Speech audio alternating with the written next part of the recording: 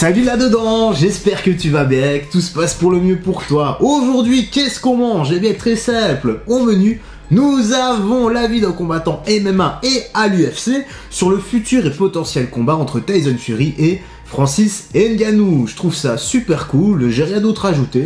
C'est pourquoi je t'invite à t'installer confortablement, frérot Sorette, car nous sommes partis pour les petites news et actu. Let's go! Francis Ngannou, déchu de son titre de poids lourd à l'UFC, par choix, malgré la grosse bourse de Dana White. Il préfère aller explorer d'autres horizons, et notamment la boxe anglaise. Sûrement plusieurs combats à venir, mais on ne sait pas encore contre qui. On a tout doucement quelques gros noms qui commencent à apparaître, notamment Derek Chisora, Anthony Joshua, Deontay Wilder, et bien sûr Tyson Fury. Apparemment ça reste d'actualité car on avait déjà parlé de ceci il y a quelques mois, comme quoi ce serait un combat hybride, soit dans une cage, soit sur un ring, avec des gants de MMA. D'ailleurs Francis Ngannou a réagi là-dessus en disant: ça fait maintenant 2 ans que Tyson Fury et moi on se chauffe sur les réseaux sociaux et visiblement on a tous besoin de ce combat. Je pense que ça fait assez longtemps qu'on en parle et aujourd'hui on a la possibilité et l'opportunité de mettre les points sur les i dans le ring ou la cage. C'est cool, en plus de ça, c'est son rêve de devenir boxeur et la grosse somme qu'il touchera avec ce méga fight, ce méga combat,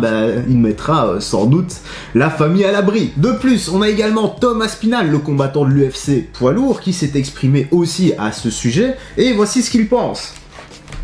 Je pense que c'est un excellent combat du point de vue médiatique et financier, c'est certain. Tout le monde a ses chances dans un combat, surtout chez les poids lourds. Mais je pense que sa chance de gagner contre Tyson Fury est microscopique. C'est difficile pour nous les combattants de MMA d'affronter quelqu'un qui est spécialisé seulement dans la boxe. Et je comprends ce qu'il veut dire par là. Ce n'est qu'une petite partie de ce que nous devons travailler, ça fait partie du sport, mais la boxe pure est tellement différent, c'est vraiment un sport à part entière. Après, je pense que le combat sera bénéfique pour la carrière de Francis Ngannou.